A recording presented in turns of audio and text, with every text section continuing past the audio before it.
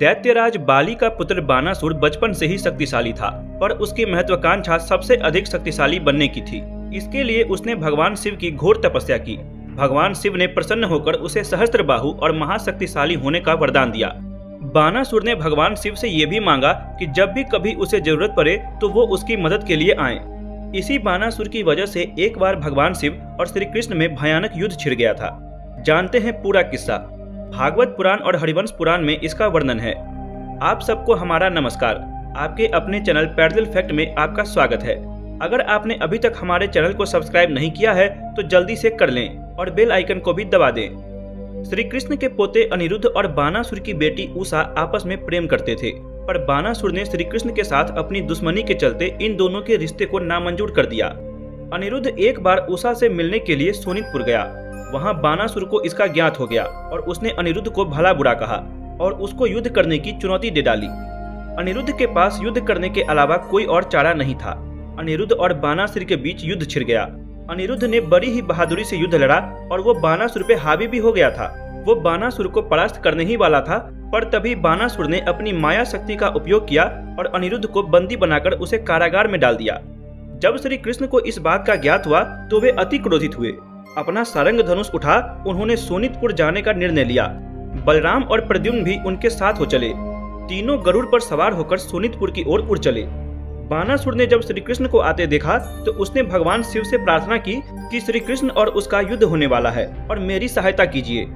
जैसा कि हमने बताया था, बानासुर ने भगवान शिव से वरदान लिया था कि वो किसी भी विकट स्थिति में उसकी और उसके राज्य की रक्षा करेंगे। श्री कृष्ण और उनकी सेना ने बानासुर के राज्य के सामने डेरा डाल लिया। बानासुर भी वहां आ गया और वहां युद्ध छिड़ गया। भगवान शिव ने अपने कई भूत, प्रेत, गण, पिशाच श्री कृष्ण को पकड़ने के लिए भेजे, पर उन सब को तीरों की वर्षा कर श्री कृष्ण ने भगा दिया। उन सबको ऐसे परास्त होकर भागते देख भगवान शिव ने अपने पुत्र कार्तिकेय को श्री कृष्ण को वश में करने के लिए भेजा। मोर पे सवार कार्तिकेय ने श्री कृष्ण, बलराम और प्रद्युम्न पे हमला बोल दिया। गरुड़ ने जब कार्तिकेय की सवारी मोर को बुरी तरह घायल कर दिया तो डर के मारे वो कार्तिकेय जी को छोड़कर वहां से भाग गया। गरुड़ के इस कार्य से कार्तिकेय जी क्रोधित हो उठे और उन्होंने अपना भाला गरुड़ के ऊपर चला दिया, पर उसको बीच हवा में ही प्रद्युम्न ने नष्ट कर दिया। कार्तिकेय और प्रद्युम्न का युद्ध छिड़ गया। काफी देर तक वे एक दूसरे पर तीर चलाते रहे।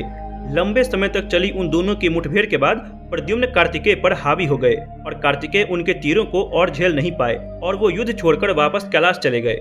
भगवान शिव ने तब अपनी ज्वार प्रकट की और श्री कृष्ण और उनकी सेना की ओर छोड़ दी। तब प्रद्युम्न ने उस ज्वार से लड़ने की कोशिश की, पर वह ज्वार उनके सभी अस्त्र शस्त्र निगल गई और उनके शरीर में प्रवेश कर गई, जिससे प्रद्युम्न कमजोर होकर वहीं गिर पड़े। तब उस ज्वार ने बलराम का रुख किया और उनका भी प्रद्युम्न जैसा ही हाल कर श्री कृष्ण की ओर चल पड़े। श्री कृष्ण का उस ज्वार से युद्ध होने लगा। वह ज्वार श्री कृष्ण के भी अंदर घुस गई और उनके अंगों को कमजोर करना शुरू कर दिया। तब इसकी काट के लिए श्री कृष्ण ने नारायण ज्वार का आवाहन किया और उसने शिव की ज्वार का असर कम कर दिया और भगवान शिव की ज्वार वहां से चली गई। तब स्वयं भगवान शिव नंदी पर सवार हो युद्ध क्षेत्र में आए। अपने पिनाक धनुष से उन्होंने श्री कृष्ण पर पिशाच, राक्षस, रौद्र और अंगीरस नामक 4 घातक बाण छोड़े, जिनका प्रतिकार करने के लिए श्री कृष्ण ने व्याव, स्वित्र, वसाव और मोहन बाण चलाए। अब श्री कृष्ण ने वैष्णव अस्त्र भगवान शिव की ओर चलाया, पर उसको शिवजी ने अपने पाशुपतास्त्र से निष्क्रिय कर दिया। श्री कृष्ण को तब तक समझ आ चुका था कि भगवान शिव अपने आप के लिए नहीं बल्कि बेमन सोनितपुर की रक्षा के लिए लड़ रहे हैं। हरिवंश पुराण के मुताबिक तब श्री कृष्ण ने जृंभनास्त्र का उपयोग कर भगवान शिव को निंद्रा में भेज दिया।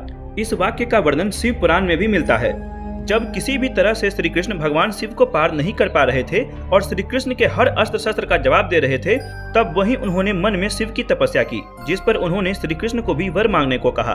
और श्री कृष्ण ने कहा कि आप मुझे ऐसा वरदान दीजिए जिससे मैं आपको परास्त कर सकूं। भगवान शिव तब मुस्कुराए और उन्होंने श्री कृष्ण को जृंभनास्त्र चलाने को बोला। तब श्री कृष्ण ने वो अस्त्र चला भगवान शिव को घोर निद्रा में भेज दिया। हरिवंश पुराण और शिव पुराण में बस इस वाक्य में ही थोड़ा अंतर है, बाकी पूरी घटना एक समान ही है। भगवान शिव को ऐसे बेहोश देखकर बानासुर भी अपने रथ पर सवार होकर श्री कृष्ण की ओर बढ़ा। फिर उनमें भयंकर युद्ध छिड़ गया। बानासुर ने अपने सहस्त्रों बाहों से सहस्त्रों चक्रों को श्री कृष्ण की ओर चलाई और एक एक को श्री कृष्ण ने अपने बाणों से नष्ट कर दिया।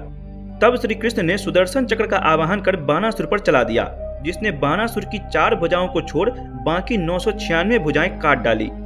तब श्री कृष्ण ने सुदर्शन चक्र को बानासुर का सर काटने के लिए छोड़ा। तब तक भगवान शिव निद्रा से बाहर आ चुके थे और उन्होंने सुदर्शन चक्र को रोक दिया और श्री कृष्ण से बानासुर को क्षमा कर देने का आग्रह किया। तब भगवान शिव और श्री कृष्ण ने एक दूसरे को गले से लगाया और युद्ध की समाप्ति की घोषणा की। श्री कृष्ण ने तब आदर सहित भगवान शिव को प्रणाम किया। बानासुर ने भी अनिरुद्ध को रिहा कर दिया और अपनी बेटी की शादी अनिरुद्ध से करने को तैयार हो गया और इस तरह बानासुर का घमंड भी चूर चूर हो गया।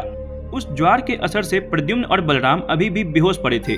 तब श्री कृष्ण ने कुछ मंत्रों का उच्चारण किया और उन दोनों का उपचार किया और दोनों को लेकर श्री कृष्ण द्वारका लौट गए। इस युद्ध में इन दोनों में से किसी की भी हार या जीत नहीं हुई, बल्कि धर्म ने अधर्म को परास्त किया था। बानासुर का शक्तिशाली होने का घमंड तोड़ना अति आवश्यक था। शिव और विष्णु जी कभी भी एक दूसरे को अलग रख के नहीं देखते, दोनों एक दूसरे को अपना आराध्य मानते हैं। अब महाभारत के ही द्रोण पर्व और भीष्म पर्व को पढ़ें तो उसमें कई बार दोनों देवों ने हमेशा कहा है कि हम एक ही हैं। महाभारत में भी श्री कृष्ण और भगवान शिव का रिश्ता भक्त और भगवान के जैसा है। श्री कृष्ण स्वयं कहते हैं कि शिव अविनाशी और सर्वशक्तिमान हैं। इसी महाकाव्य में भगवान शिव भी श्री कृष्ण की कई बार प्रशंसा करते हैं। दोस्तों, आज के वीडियो में बस इतना ही। मिलते हैं आपसे अगली वीडियो में। धन्यवाद।